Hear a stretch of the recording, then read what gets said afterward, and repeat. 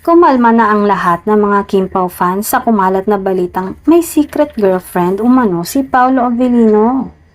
Naglabas ang maraming solids ng video footage na nagpapakita kina Kim Chiu at Paolo na magkasama sa set ng ginagawa nilang movie na My Love Will Make You Disappear na ipapalabas ngayong March 26.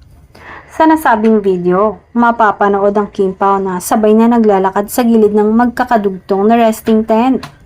Habang naglalakad, nakahawak si Paolo sa payong para hindi mabasa si Kim. Sa dulo ng paglalakad ng sabay ng dalawa, makikitang pumasok sa isang tent ang Kim Pao kasunod ang kanilang mga staff. Reaksyon ng ilang solids sa kanilang ex-post.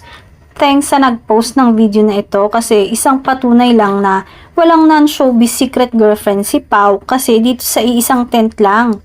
Knowing Pao kapag in a relationship yan. Respeto.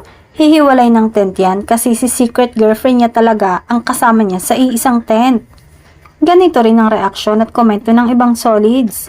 Hindi raw sasakay si Paolo sa love team nila at magpapakilig ng todo kung meron itong itinatagong kasintahan.